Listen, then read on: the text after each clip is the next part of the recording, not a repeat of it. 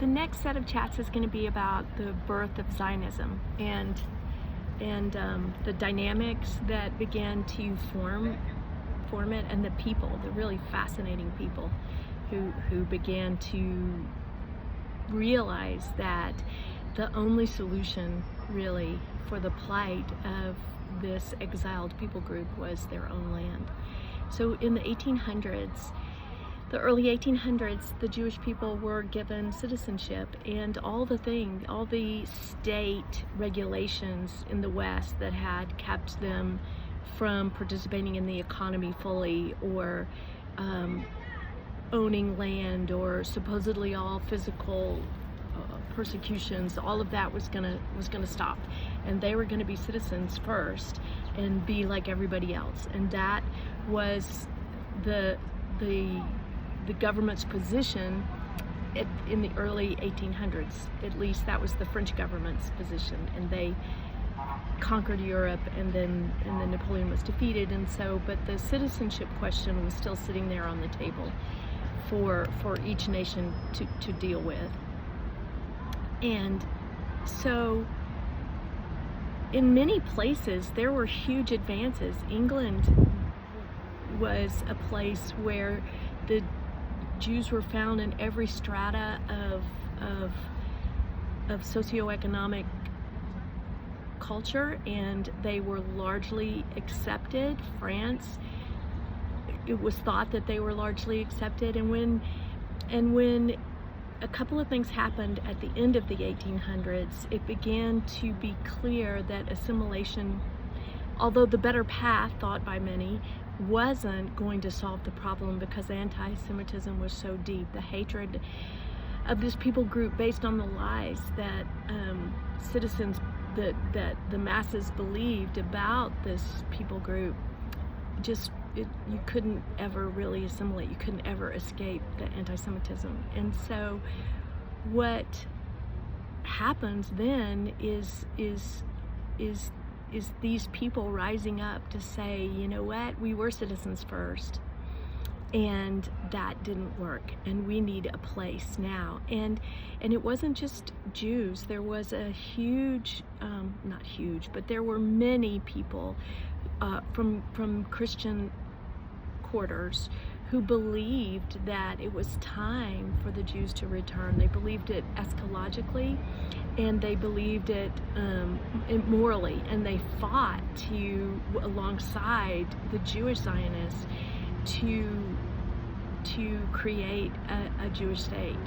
And so then when the Russians began to have their issues, and the Tsar blamed his problems on the Jews, and violence broke out on and off from the late 1800s until the revolution, when the Tsar was deposed. So that was 40 years of on and off slaughter of innocent Jewish people, and a mass exodus of Jews from that region. It became clear that we can't assimilate. It doesn't last. And so there needed to be a place for people to go. And a lot of those people from Russia went to the United States. But slowly there began to be a trickle down into what is today Israel. And people began to return, and infrastructure began to be built. And these brave pioneers, a lot of young people in the late 1800s and very early 1900s, would just sneak into the land. And there were about 90,000 people, 90,000 Jews in the land in the late 1890s, and by the early 1900s there were over 200,000. They were in 43 different agricultural settlements that were funded largely by a philanthropist from France, Baron Rothschild.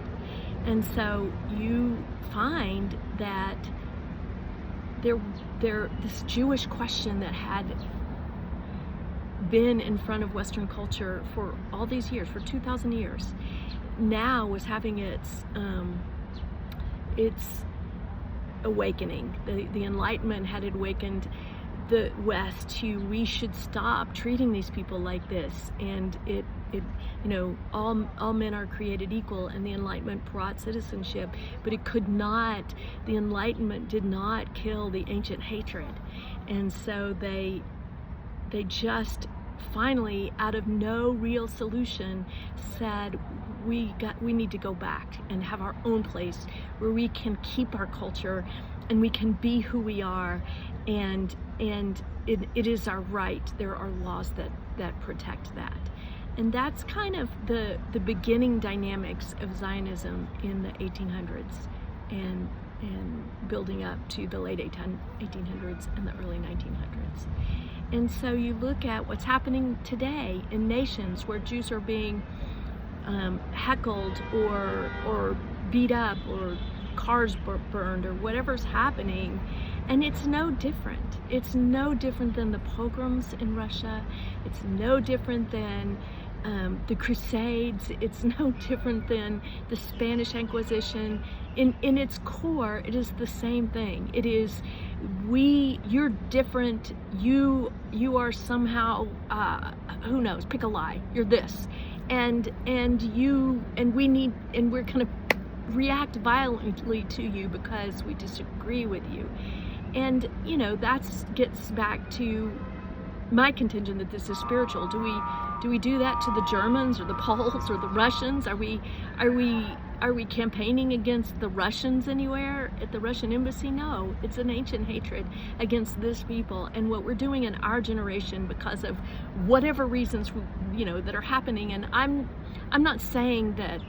I am not saying that what's happening today doesn't matter.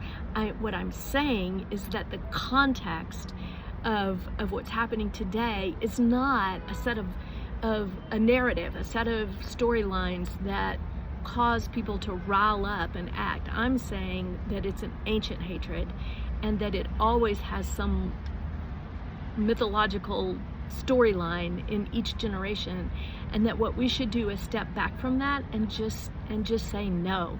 We stand with this people group, and we refuse those who want to malign them or treat them badly. And okay, there's problems. Let's talk them through. Let's resolve them as reasonable, thoughtful men and women, and let us not burn cars and refuse these people their land, which is theirs.